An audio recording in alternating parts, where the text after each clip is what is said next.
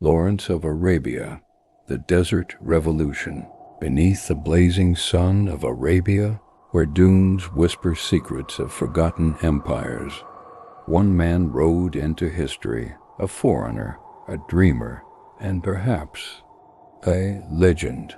His name was T.E. Lawrence, known to the world as Lawrence of Arabia. In the vast emptiness of the desert, he found not only a cause, but a destiny that would change the course of nations. It was the year 1916. The world was burning in the flames of the First World War.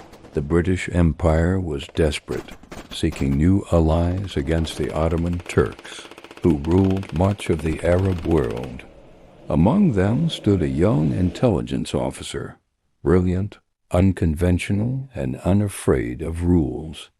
Lawrence spoke Arabic fluently and admired the tribe's courage and honor. To his superiors he was merely a translator, but to destiny he was the spark of a revolution. Lawrence was sent to the desert, a place few Europeans dared to enter. There he met Prince Faisal, the son of Sharif Hussein of Mecca, the leader of the Arab Revolt. Faisal dreamed of freedom for his people, independence from centuries of Ottoman rule. In Lawrence he saw not just an officer, but a friend who believed in that dream. Better to die free than live forever in chains. Over time, the Englishman in white became one with the desert tribes. He rode their camels, shared their food, and earned their trust. To them he was El Ains. He taught them strategy, not to fight as scattered tribes, but as one united army. Under his guidance, the Arabs learned to strike swiftly, like sandstorms that appear from nowhere and vanish into silence. Then came the impossible mission, the attack on Aqaba, an Ottoman fortress on the Red Sea believed to be untouchable.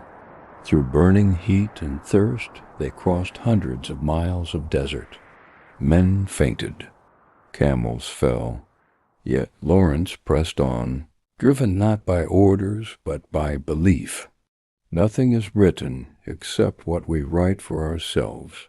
When the Arabs finally reached Aqaba, they attacked from the land, where no army had ever dared to come. The defenders were stunned. By the time the smoke cleared, the Ottoman flag had fallen. The impossible had been done.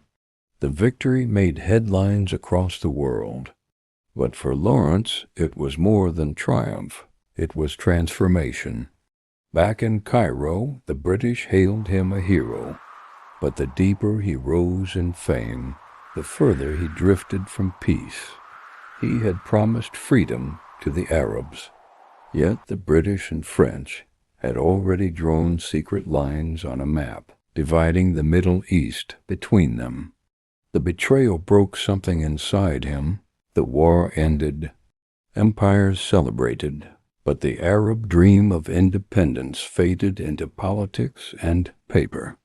Lawrence withdrew from public life, haunted by what he had seen, by what he had done, and what he could not undo. Fade to Lawrence walking alone through the dunes.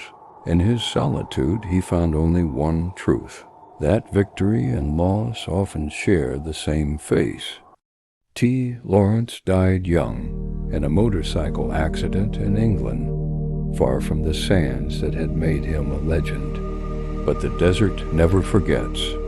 His story still echoes among the dunes, of a man who sought to unite worlds and found himself divided between them. Was he a conqueror or a dreamer lost to the sands of time?